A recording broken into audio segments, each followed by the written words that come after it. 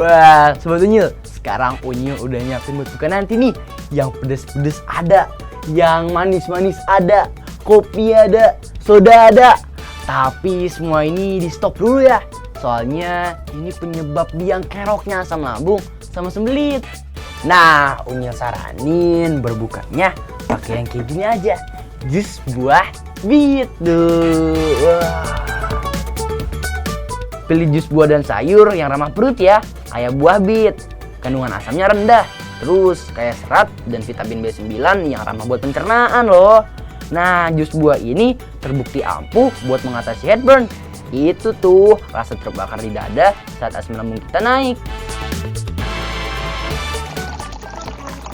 Unyil masih punya banyak info loh soal asupan ramah perut yang cocok buat menu sahur dan berbuka selama bulan Ramadan.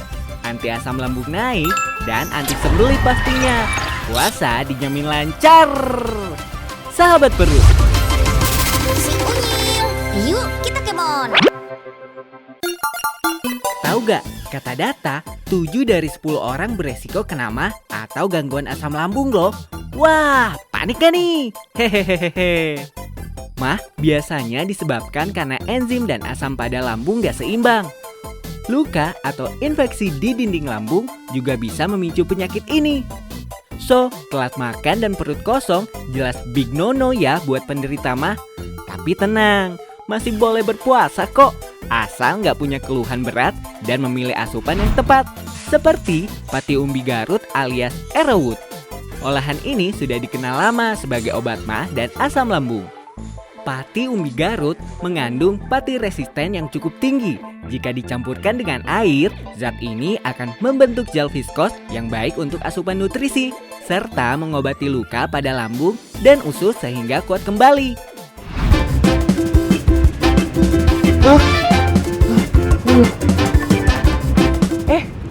Ada ubi. Wah, kayaknya buat buka puasa nanti enak nih. Wih, nah sobat di rumah, tahu nggak nih kalau umbi-umbian itu bermanfaat banget loh untuk mengurangi resiko asam lambung. Wah, dan juga umbi-umbian kayak serat dan kayak vitamin A. Sekarang Unyil pengen tanya-tanya nih di orang-orang sekitar, kira-kira tahu nggak ya ini umbi-umbian apa? Udah deh, sekarang kita cari mangsa. Let's go. Nah ya, Unyil pakai masker dulu. Halo Kak, ini apa yuk Kak? Apa ya? Ubi. Nggak tahu. Mungkin yang ini celembu ya? Sembuh, waduh, Hampir. Kalau ini apa nih Kak? Gak tahu lagi. Nggak tahu juga. Ubi, nggak tahu ubi Banten. Kalau ini pasti Kakak tahu dong. Ini pasti Kakak sehari makan ini. Apa yuk Kak? Singkong ya? Wah, betul. Ada satu. Singkong? Singkong, oke deh, betul. Tahu dong, kalau ini tahu deh. Apa ini, Kak? Singkong ya ini. Wah, betul banget. Salah satu jenis umbi yang jarang dikenal ya si umbi Garut Uni nih. Beda daerah, beda nama bekennya. Di Jawa namanya angkrik, arus, jelarut atau larut. Kalau di Sunda nama bekennya patat sagu. Di Ternate namanya handasula. Yuklah kita kenalan sama si umbi Garut, biar makin sayang. Sepintas, bentuk tanaman bernama Latin Maranta arundinaceae ini mirip seperti kunyit. Rimpang bawah tanah ini baru bisa dipanen saat usianya sudah 6 bulan. Iya, meski namanya Garut, umbi ini berasal dari kawasan Amerika Selatan loh. Jadi bukan tanaman asli Garut Jawa Barat ya. Untuk mendapatkan manfaat baik umbi Garut, patinya harus kita ekstrak dulu nih. Untungnya sekarang sudah ada kemasan praktisnya. Jadi menyajikan umbi Garut untuk menu sahur atau berbuka lebih praktis deh. Yuk langsung kita lihat proses pembuatannya. Pertama, kupas dulu yuk kulit umbi Garutnya. Tekstur kulitnya nggak terlalu tebal seperti singkong, jadi cukup dikerok seperti ini. Setelah dikupas, Garut kita cuci agar bersih dari sisa tanah dan debu. Baru deh lanjut dijemur selama 1 hari sampai benar-benar kering. Umbi yang sudah kering bisa lanjut digiling halus nih. Hasil gilingan umbi inilah yang kemudian direndam di dalam air biar pati umbi Garutnya mengendap dan bisa kita tiriskan. pati umbi yang kita dapat, kemudian dijemur sampai kadar air menyusut. Dari 10 kg umbi utuh hanya menghasilkan 1 kg pati loh. Wih, banyak banget ya nyusutnya. Pati umbi yang udah kering kemudian diayak menggunakan mesin ini. Proses ini bertujuan untuk mendapatkan ukuran bubuk yang sama. Jadi ketika dimasak, bubuk umbi akan matang secara merata. Proses penyajiannya nggak pakai ribet kok. Cukup dimasak bersama air matang hingga mengental. Harus dimasak ya, jangan cuma diseduh dengan air panas. Nanti jenangnya malah menggumpal. Tuh, praktis banget kan buat menu sahur? Gak usah takut cepet lapar. Kandungan serat dan karbohidrat yang tinggi dijamin bikin awet kenyang. Nah, Unyil punya tips nih untuk membedakan pati umbi Garut murni dengan produk yang sudah dicampur bersama pati tapioka. Setelah diseduh dan agak dingin, produk yang dicampur dengan pati tapioka akan memiliki tekstur yang lengket seperti ini. Sedangkan yang mengandung 100% pati umbi Garut akan lebih padat dan tidak lengket. Selain diseduh, pati umbi Garut juga bisa diolah lagi loh. Seperti dicampur dengan bubuk agar menjadi puding. Bisa banget nih buat takjil berbuka nanti. Caranya gampang kok. Pertama, kita potong dulu yuk buah-buahan untuk isian pudingnya.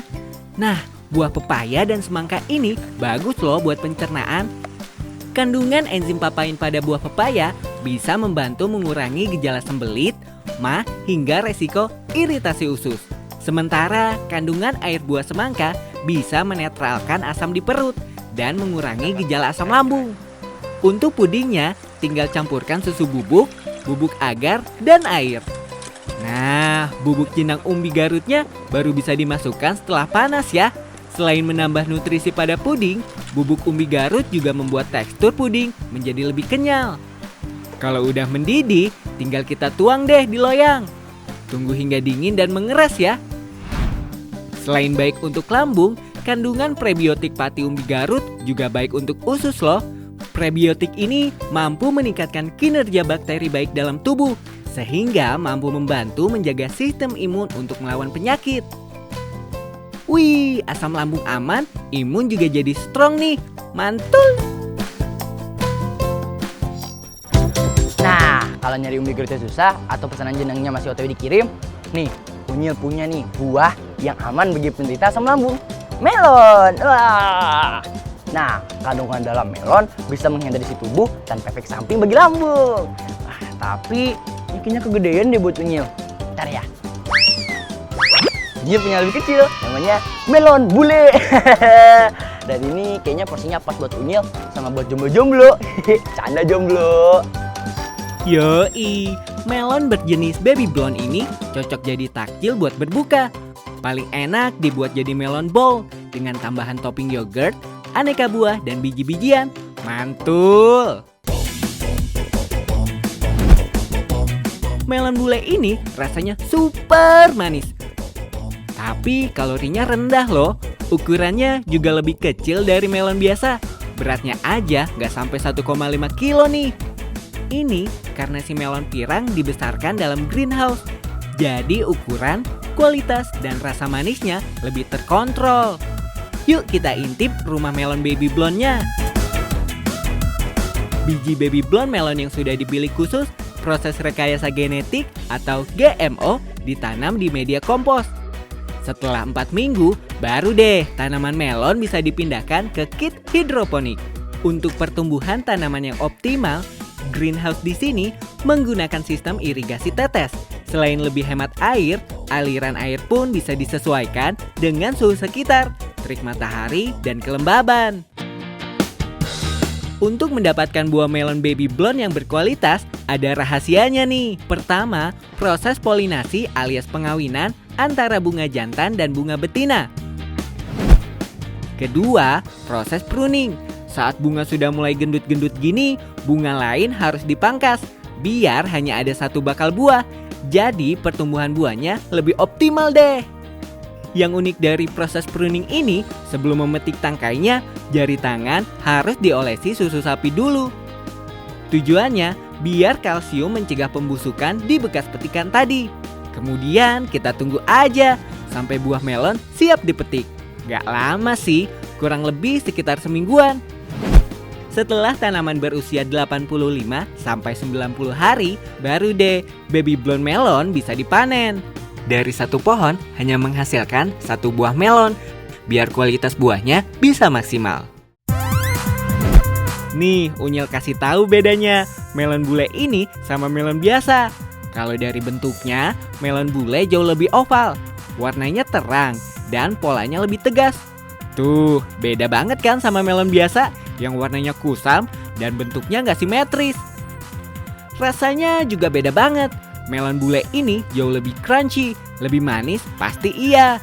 Dalam satuan Brix, tingkat kemanisannya ada di angka 14,5. Kalau melon biasa cuma 7 Brix aja. Jadi, mau buka puasa pakai melon baby blown gak nih? Hehehe. Yuk, kita kemon. Nah, Sobat Unyil, ada beberapa hal nih yang bisa bikin kita sembelit saat lagi berpuasa. Yang pertama, berubahnya pola makan. Yang kedua, kurangnya serat. Yang ketiga, kurang air putih. Nah, dan yang keempat, ini yang biasa banyak dilakuin sama banyak orang. Tahu nggak apa? Mager atau malas gerak. Jadinya nggak ada aktivitasnya deh. Nah, buat kaum rebahan atau kaum mageran yang di luar sana, kalian harus nyobain ini nih. Yogurt. Dia kayak probiotik, jadi bisa melancarkan pencernaan. Udah gitu rasanya enak, asam-asam gitu. Tuh, wow. Enak banget deh. Gak cuma enak loh, konsumsi yogurt saat berbuka ternyata juga bisa meningkatkan manfaat detox dari berpuasa loh. Eits, tenang aja, konsumsi yogurt saat berpuasa aman kok. Rasa asam alami yogurt bakal dinetralkan oleh senyawa aktif yang ada di lambung. Tapi tetap, biar perut nggak kaget, sebaiknya sajikan yogurt bareng campuran aneka buah beri kayak gini. Semuanya juga bermanfaat untuk menjaga kesehatan pencernaan loh. Oh iya, sebelum dibekukan, yogurt harus masuk ke dalam mesin pembuat gelato. Ini nih yang bikin teksturnya jadi super lembut. Baru deh yogurt disimpan dalam cup tertutup dan dibekukan. Pengolahan froyo ini gak bakal merusak kandungan bakteri baik di dalam yogurt loh. Jika dibandingkan es krim, froyo memiliki kandungan laktosa yang mudah dicerna. Jadi nggak usah takut kembung, apalagi diare ya. Eits, gak ketinggalan juga manfaat dari granola yang digunakan sebagai toppingnya. Campuran kacang atau biji-bijian, mulai dari biji labu, kacang almond, oats, serta rice crispy dikenal mampu menurunkan kolesterol, meningkatkan kesehatan jantung, serta melancarkan pencernaan. Karena granola mengandung banyak serat. Wah, mantap kan nih? Duet maut prebiotik dan serat, pencernaannya dijamin lancar deh. No sembelit-sembelit. Nah, Sobat Unyil, sumber probiotik bukan cuma yogurt doang loh. Ada sumber probiotik lainnya, namanya sauerkraut atau sour cabbage. Itu populer banget di Jerman dan rasanya pasti enak deh. Buatnya pakai ini, kol ungu. Kalau Korea punya kimchi, Jerman punya sauerkraut. Sama-sama merupakan sayuran fermentasi. Bedanya hanya di penggunaan jenis sayur dan bahan fermentasinya. Khusus sauerkraut pakai kubis dengan campuran biji caraway atau jinten dan sea salt. Makanan tradisional Eropa ini punya campuran rasa asam serta asin. Biasanya digunakan sebagai makanan pendamping, khususnya daging. Karena sauerkraut bisa membantu tubuh menyerap nutrisinya dengan mudah. Kubis yang dipakai untuk membuat sauerkraut sebenarnya bisa jenis kubis apa saja sih. Tapi kali ini kita bikin pakai kubis ungu. Kubis yang hanya cocok tumbuh di dataran tinggi ini tidak boleh terlalu banyak kena panas. Makanya daerah Brastagi, Sumatera Utara ini cocok banget buat budidaya kubis ungu. Nah, ciri-ciri kubis ungu siap panen yaitu crop atau daunnya sudah menguncup dan menutup kubis ungu. Potong daun bagian luarnya untuk menghilangkan ulat yang masih menempel. Oke sip, kubis ungu siap diolah jadi sauerkraut. Membuatnya mudah banget. Cukup iris tipis kubis atau kol yang sudah bersih. Dan gunakan yang organik ya, agar fermentasi terproses sempurna. Campurkan bahan lainnya satu persatu. Mulai dari garam. Garam bertugas untuk mengurangi kadar air dalam bahan baku. Jadi bisa menghambat pertumbuhan bakteri jahat. Sedangkan biji carawai alias jinten digunakan untuk mengurangi kandungan gas pada kubis. Simpan dalam jar steril dan pastikan irisan kubis terendam semua agar tidak mudah ditumbuhi jamur. Saat sauerkraut difermentasi, probiotik yang baik untuk pencernaan akan terus bertumbuh. Proses ini memakan waktu minimal 5 hari yang ditandai dengan perubahan warna merah yang semakin pekat. Meski dikenal sebagai panganan khas Jerman, aslinya sauerkraut pertama kali dibuat di Tiongkok. Panganan ini dibuat oleh pekerja tembok besar Tiongkok sebagai makanan saat pancaklik. Selain itu, khasiatnya untuk meningkatkan imunitas, menjaga kesehatan tulang, dan mengurangi stres, sangat dibutuhkan oleh para pekerja. Yap, berkat proses fermentasi, sauerkraut mengandung nutrisi melimpah. Gak cuma kandungan probiotik yang tinggi, tapi juga kaya akan vitamin K2 yang dapat menyehatkan tulang. Plus kaya vitamin C dan zat besi yang membantu memaksimalkan fungsi imun. Tapi perlu diingat, kalau sauerkraut juga mengandung sodium yang cukup tinggi, jadi konsumsinya perlu dibatasi ya. Nah, di sini membuka puasa dengan makanan ringan sebelum makanan berat, bukan cuma nyemil doang kan? Apalagi kalau habis raweh, nikmat banget deh, iya nggak? Wah, bener banget tuh, paling enak nih pokoknya. Nah, sobat nyemil di rumah, kalau pengen makan biskuit kayak begini, harus diperhatiin ya, yang sama pencernaan, apalagi yang energi gluten. Misalnya, kita pilih biskuit yang terbuat dari tepung oat atau tepung almond. Wah, mau nggak? Belum buka, ntar ya. Oh iya, belum beduk, Uji lupa. Yuhu, beda dengan cookies biasa yang rentan alergi gluten, cookies sehat ini dibuat dari perpaduan tepung oat, tepung almond, dan coconut sugar yang ramah pencernaan. Oats sendiri mengandung banyak serat, juga vitamin dan mineral yang berguna dalam menjaga kesehatan pencernaan, tulang, hingga sistem kekebalan tubuh. Sedangkan almond merupakan salah satu makanan yang tinggi protein, vitamin, dan serat. Mengkonsumsi secara rutin dipercaya dapat mengurangi masalah kesehatan seperti kanker, serangan jantung, obesitas, hingga diabetes. Nah, penggunaan coconut sugar pada cookies sehat ini bukan hanya sebagai pemanis aja. Coconut sugar mampu berfungsi sebagai detoksifikasi alami pada sistem pencernaan, seperti mengatasi sembelit hingga mencegah kanker usus karena kandungan seratnya juga cukup tinggi. Biar makin asik lagi, tambahkan charcoal atau red velvet sebagai pilihan rasanya. Mixing deh semuanya jadi satu, lalu cetak dan panggang. Cookies sehat ini dibuat berbentuk sandwich, jadi beri tambahan cheese cream atau green tea cream. Mantap deh! Yuk kita kemon.